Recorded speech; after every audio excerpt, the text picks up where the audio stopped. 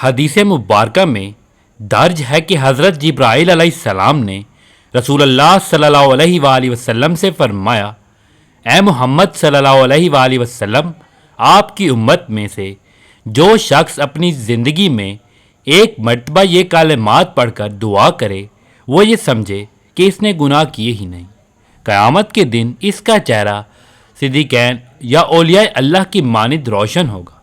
لوگ سمجھیں گے کہ یہ کوئی نبی یا فرشتہ ہے، اور ایک فرشتہ اعلان کرے گا کہ یہ بندہ بے حساب و عذاب جنت میں داخل ہوگا۔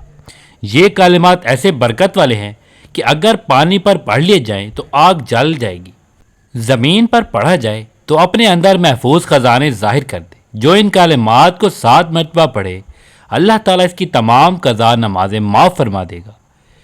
یہ وہ عظیم کلمات ہیں جو شب معراج میں حضرت جبرائیل علیہ السلام نے حضور اقدس صلی اللہ علیہ وآلہ وسلم کو بتائے تھے۔ وہ کلمات یہ ہیں: بسم اللہ الرحمن الرحیم، السلام علیکم ورحمۃ اللہ وبرکاتہ۔ محترم ناظرین، لیلۃ القدر وہ رات ہے جس سے اللہ نے 1000 مہینوں سے افضل بنایا ہے۔ وہ رات جس میں قسمتیں لکھی جاتی ہیں، دعائیں قبول ہوتی ہیں اور گناہ ایسے مٹا دیے جاتے ہیں جیسے کبھی کیے ہی نہ ہوں۔ یہ وہ رات ہے جس میں زمین پر رحمتوں کا نزول ہوتا ہے، آسمان کے دروازے کھول دیے جاتے ہیں اور اللہ تعالیٰ اپنے بندوں کو معاف کرنے کے لیے بے قرار ہوتا ہے۔ لیلۃ القدر وہ رات ہے جس میں فرشتے زمین پر نازل ہوتے ہیں، رحمتیں چاروں طرف جاتی ہیں، لیکن کچھ ایسے بد نصیب بھی ہوتے ہیں جن کی عبادت رد کر دی جاتی ہے، جن کے اعمال قبول نہیں کیے جاتے، جن کی دعائیں آسمان تک نہیں پہنچتی۔ وہ کون سے لوگ ہیں؟ کیا ان کے گناہ بہت زیادہ ہیں جن کی عبادات اس رات میں رد کر دی جاتی ہیں، یا پھر کوئی ایسا راز ہے جو ان لوگوں کو معلوم ہی نہ ہو؟ کیونکہ لیلۃ القدر تو ایسی رحمت بری رات ہے جس میں دعاؤں کا قبول ہونا ہی لکھا ہے، پر ایسے لوگوں کا لیلۃ القدر کی رات کا اللہ تعالیٰ صلہ کیوں نہیں عطا فرماتا؟ لیلۃ القدر وہ رات ہے جسے قرآن مجید نے ہزاروں مہینوں سے بہتر قرار دیا ہے۔ یہ ایک ایسی رات ہے جس میں اللہ کی رحمت کا نزول ہوتا ہے، فرشتے زمین پر اترتے ہیں اور مومنوں کے گناہ معاف کیے جاتے ہیں۔ اکثر لوگ اس رات کو پانے کے لیے بہت عبادت و محنت کرتے ہیں، لیکن وہ ایک ایسی غلطی کر بیٹھتے ہیں جو انہیں اس رات کے نور سے محروم کر دیتی ہے۔ وہ ساری رات جاگ کر عبادت کرتے ہیں، لیکن پھر بھی انہیں وہ روحانی لذت نہیں ملتی جو صحابہ کرام اور اولیاء اللہ کو ملتی تھی۔ آخر اس کی کیا وجہ ہے؟ لوگ سمجھتے ہیں کہ لیلۃ القدر کو پانے کے لیے زیادہ سے زیادہ نوافل پڑھنا، لمبے لمبے ذکر و اذکار کرنا یا قرآن مجید ختم کرنا ضروری ہے، لیکن حقیقت اس سے مختلف ہے۔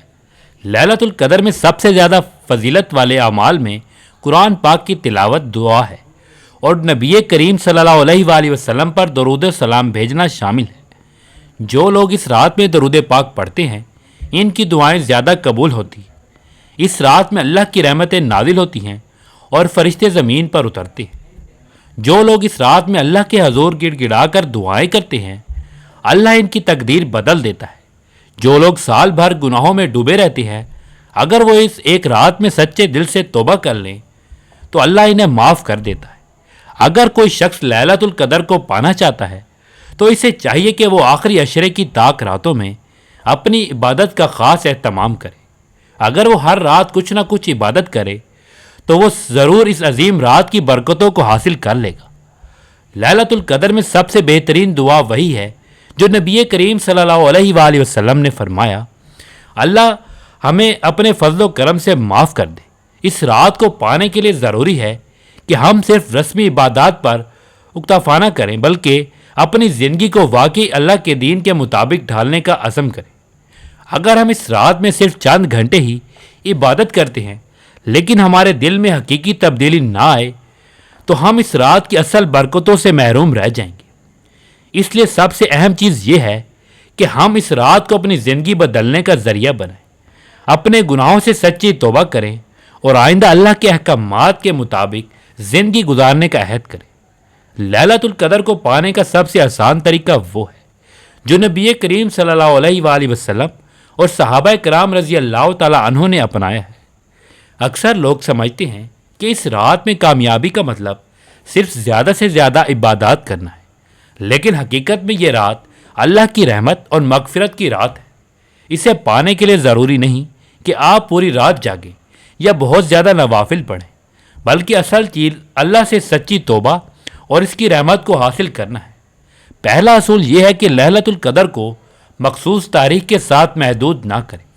اکثر لوگ صرف 27ویں رات کو عبادت کرتے ہیں، حالانکہ نبی کریم صلی اللہ علیہ وآلہ وسلم نے فرمایا کہ یہ آخری عشرے کی طاق راتوں میں تلاش کرو۔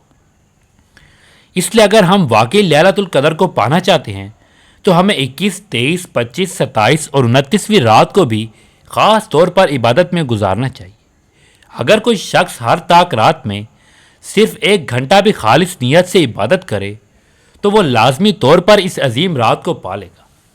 دوسرا آسان طریقہ یہ ہے کہ ہم ان اعمال کو ترجیح دیں جو نبی کریم صلی اللہ علیہ وآلہ وسلم نے سکھائے۔ بعض لوگ لمبے لمبے نوافل میں لگ جاتے ہیں، لیکن اصل چیز دعا اور استغفار ہے۔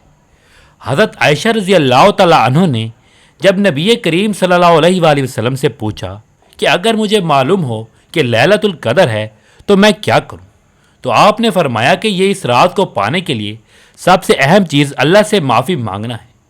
تیسرا طریقہ یہ کہ ہم زیادہ سے زیادہ لوگوں کے لیے دعا کریں۔ بعض لوگ صرف اپنی حاجات کے لیے دعا کرتے ہیں، لیکن ہم دوسروں کے لیے دعا کریں گے تو فرشتے بھی ہمارے لیے دعا کریں گے۔ نبی کریم صلی اللہ علیہ وآلہ وسلم نے فرمایا کہ جب کوئی شخص اپنے بھائی کے لیے دعا کرتا ہے تو فرشتے کہتے ہیں آمین، اور تمہیں بھی وہی ملے۔ اس لیے اس رات میں ہمیں اپنے والدین، بہن بھائیوں، دوستوں، بیماروں اور پوری امت مسلمہ کے لیے دعا کرنی چاہیے۔ چوتھا آسان طریقہ یہ ہے کہ ہم اپنے گناہوں پر سچے دل سے توبہ کریں۔ اگر ہم ساری رات عبادت کریں لیکن دل میں بغض، حسد، تکبر اور نفرت ہو تو ہماری عبادت بے اثر ہو سکتی ہے۔ اس لیے سب سے پہلے ہمیں اپنے دل کو صاف کرنا ہوگا، دوسروں کو معاف کرنا ہوگا اور اللہ سے گڑ گڑا کر معافی مانگنی ہوگی۔ اگر ممکن ہو تو ان لوگوں سے بھی معافی مانگے جن کا ہم نے دل دکھایا ہو۔ پانچواں طریقہ یہ ہے کہ ليلۃ القدر میں زیادہ سے زیادہ درود شریف پڑھیں۔ درود شریف ایسی عبادت ہے جو فوراً قبول ہوتی ہے اور ہماری دعاؤں کو اللہ کے ہاں مقبول بناتی ہے۔ اگر ہم ان رات میں کثرت سے درود پاک پڑھیں تو اس کا مطلب یہ ہوگا کہ یہ ہماری ساری عبادتوں میں برکت پیدا ہو جائے گی۔ چھٹا طریقہ یہ ہے کہ ہم قرآن پاک کی تلاوت کریں اور اس پر غور و فکر کریں۔ ليلۃ القدر کی سب سے بڑی فضیلت یہ ہے کہ اسی رات میں قرآن پاک نازل ہوا، تو اس رات میں قرآن مجید کو پڑھنا اور اس پر عمل کرنا، عہد کرنا بہترین عبادت ہے۔ اگر ہم اس رات میں صرف 1 یا 2 صورتیں بھی توجہ اور غور و فکر سے پڑھ لیں تو ہماری زندگی بدل سکتی ہے۔ ساتواں طریقہ یہ ہے کہ ہم صدقہ دیں۔ بعض لوگ یہ سمجھتے ہیں کہ ليلۃ القدر میں صرف نماز اور دعا کرنی چاہیے، لیکن نبی کریم صلی اللہ علیہ وآلہ وسلم نے فرمایا کہ صدقہ گناہوں کو ایسے مٹا دیتا ہے جیسے پانی آگ کو بجھا دیتا ہے۔ اگر ہم اس رات میں کسی غریب کی مدد کریں، کسی یتیم کو خوش کریں یا کسی ضرورت مند کی مشکل آسان کریں تو یہ ہمارے لیے 1000 مہینوں کی عبادت سے بہتر ہو سکتا ہے۔ آٹھواں طریقہ یہ ہے کہ ہم اپنی زندگی کو تبدیل کرنے کا عہد کریں۔ اگر ہم اس رات میں اللہ سے معافی مانگ لیں لیکن اگلے دن پھر وہی گناہ شروع کر دیں تو ہماری عبادت کا کیا فائدہ؟ اس لیے سب سے بہترین عبادت یہ ہے کہ ہم اپنی زندگی کو صحیح راستے پر ڈالنے کی نیت کریں اور آئندہ گناہوں سے بچنے کی کوشش کریں۔ ليلۃ القدر کو پانے کے لیے ضروری نہیں کہ ہم پوری رات جاگیں یا بہت زیادہ عبادت کریں، بلکہ اصل چیز اخلاص، دعا، استغفار اور اللہ کی رضا حاصل کرنا ہے۔ اگر ہم اس آسان طریقوں پر عمل کریں گے تو ہمیں ليلۃ القدر کی تمام برکتیں حاصل ہو سکتی ہیں۔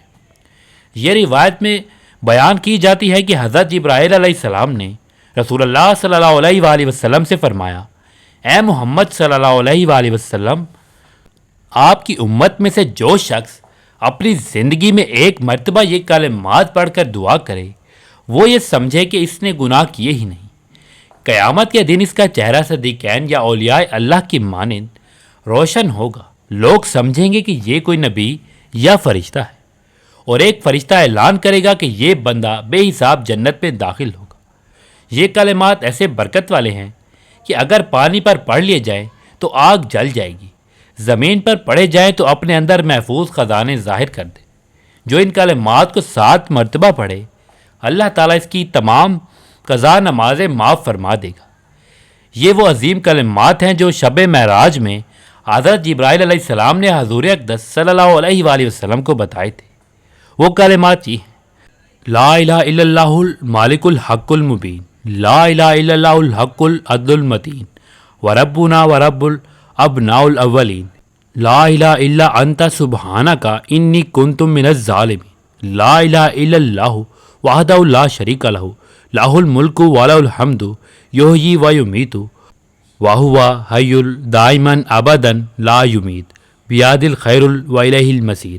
لیلۃ القدر وہ رات ہے جس میں اللہ کی رحمتیں زمین پر نازل ہوتی ہیں، فرشتے آسمان سے اترتے ہیں، اور جو کوئی اللہ کی طرف رجوع کرتا ہے تو اس کے گناہ معاف کر دیے جاتے ہیں۔ لیکن کچھ بدبخت ایسے بھی ہوتے ہیں جن کی عبادت اس رات میں بھی قبول نہیں ہوتی، چاہے وہ ساری رات جا کر نوافل پڑھیں، ہزاروں بار اذکار کریں اور قرآن ختم کر لیں، تب بھی ان کا کوئی عمل اللہ کے ہاں قبول نہیں ہوتا۔ یہ وہ بد نصیب لوگ ہیں جو کچھ مخصوص گناہوں میں ملوث ہوتے ہیں، اور جب تک وہ ان گناہوں سے توبہ نہ کرے ان کی عبادات بے اثر رہتی ہے۔ سب سے پہلا بدبخت وہ شخص ہے جو والدین کا نافرمان ہے۔ نبی کریم صلی اللہ علیہ وآلہ وسلم نے فرمایا کہ وہ شخص جنت میں داخل نہیں ہوگا جو اپنے والدین کا نافرمان ہو۔ لیلۃ القدر میں بھی ایسے شخص کی عبادت رد کر دی جاتی ہے، کیونکہ اللہ نے اپنے حقوق سے پہلے والدین کے حقوق ادا کرنے کا حکم دیا ہے۔ اگر کوئی شخص دن رات عبادت کرے لیکن اس کے والدین اس سے ناراض ہوں تو وہ اللہ کی نظر میں قبولیت کے قابل نہیں۔ دوسرا بدبخت وہ شخص ہے جو قطع رحمی کرتا ہے، یعنی اپنے رشتہ داروں سے تعلق توڑ دیتا ہے۔ نبی کریم صلی اللہ علیہ وآلہ وسلم نے فرمایا کہ جو شخص رشتہ داری توڑتا ہے وہ جنت میں داخل نہیں ہوگا۔ ایسے لوگ جو اپنے بھائیوں، بہنوں، چچاؤں، ماؤں یا کسی اور قریبی رشتہ دار سے حسد یا دنیاوی معاملات کی وجہ سے قطع تعلق کر لیتے ہیں، ان کی عبادت لیلۃ القدر میں بھی قبول نہیں ہوتی۔ تیسرے وہ لوگ ہیں جو مسلسل حرام کھاتے ہیں، یعنی سود، رشوت، دھوکہ اور حرام کمائی میں مبتلا ہوتے ہیں۔ جو شخص حرام کمائی میں زندگی گزارتا ہو اس کی دعا قبول نہیں ہوتی، چاہے وہ کتنا ہی روئے اور گڑ گڑائے۔ نبی کریم صلی اللہ علیہ وآلہ وسلم نے فرمایا کہ وہ گوشت جو حرام سے پلا ہو وہ جنت میں نہیں جائے گا۔ چوتھا وہ شخص جو تکبر میں مبتلا ہو۔ تکبر وہ گناہ ہے جس کی وجہ سے شیطان کو جنت سے نکالا گیا۔ نبی کریم صلی اللہ علیہ وآلہ وسلم نے فرمایا کہ جس کے دل میں رائی کے دانے کے برابر بھی تکبر ہوگا وہ جنت میں داخل نہیں ہوگا۔ ایسے لوگ جو اپنے مال، علم، حسن یا کسی اور چیز پر غرور کرتے ہیں، ان کی عبادات لیلۃ القدر میں قبول نہیں ہوتی، کیونکہ اللہ صرف عاجزی کرنے والوں کو پسند کرتا ہے۔ پانچواں وہ شخص ہے جو دوسروں کے حقوق کھاتا ہے۔ اگر کوئی شخص کسی کا قرض دبائے بیٹھا ہو، کسی کا وراثتی حصہ ہڑپ کر چکا ہو، کسی کا حق مار چکا ہو اور اس کے دل میں اس ظلم کا کوئی احساس نہ ہو تو ایسے شخص کی کوئی عبادت قبول نہیں ہوتی۔ چھٹا وہ شخص ہے جو جھوٹ بولنے اور فریب دینے کا عادی ہو۔ نبی کریم صلی اللہ علیہ وآلہ وسلم نے فرمایا کہ جب بندہ مسلسل جھوٹ بولتا ہے کہ ہاں وہ جھوٹا لکھ دیا جاتا ہے۔ جو لوگ دھوکہ دے کے جھوٹ اور مکر میں زندگی گزارتے ہیں ان کی لیلۃ القدر میں بھی عبادات بے اثر ہو جاتی ہیں۔ ساتواں وہ شخص ہے جو کسی سے بغض اور کینہ رکھتا ہو۔ نبی پاک صلی اللہ علیہ وآلہ وسلم نے فرمایا کہ ہر پیر اور جمعرات کو بندوں کے اعمال اللہ کے حضور پیش کیے جاتے ہیں، لیکن وہ شخص جو کسی سے کینہ رکھتا ہو اس کا عمل روک دیا جاتا ہے اور کہا جاتا ہے کہ جب تک یہ آپس میں صلح نہ کرے ان کے اعمال کو قبول نہ کرو۔ آٹھواں وہ شخص ہے جو زنا اور بے حیائی میں مبتلا ہو۔ اللہ تعالیٰ نے فرمایا زنا ایک گھناؤنا فعل ہے اور جو شخص اس میں ملوث ہو وہ اللہ کی رحمت سے دور ہو جاتا ہے۔ اگر کوئی شخص بغیر توبہ کیے لیلۃ القدر میں عبادت کرے تو اس کا کوئی فائدہ نہیں ہوتا۔ نواں وہ شخص ہے جو شراب اور نشے میں مبتلا۔ نبی کریم صلی اللہ علیہ وآلہ وسلم نے فرمایا کہ جو شخص شراب پیتا ہے اس کی 40 دن تک کوئی نماز قبول نہیں ہوتی۔ اگر کوئی شخص لیلۃ القدر میں بھی عبادت کرے لیکن اس کا نشہ اور حرام کاری جاری ہو تو وہ اللہ کی نظر میں مردود ہوتا ہے۔ 10واں شخص وہ ہے جو غیبت، چغلی اور دوسروں کی برائی کرتا ہے۔ نبی کریم صلی اللہ علیہ وآلہ وسلم نے فرمایا کہ غیبت کرنا ایسا ہے جیسے اپنے مردہ بھائی کا گوشت کھانا۔ ایسے لوگ جو دوسروں کی عزت اچھالتے ہیں، ان کی لیلۃ القدر میں بھی عبادت رد ہو جاتی ہے۔ 11واں وہ شخص ہے جو ظلم اور زیادتی کرتا ہے۔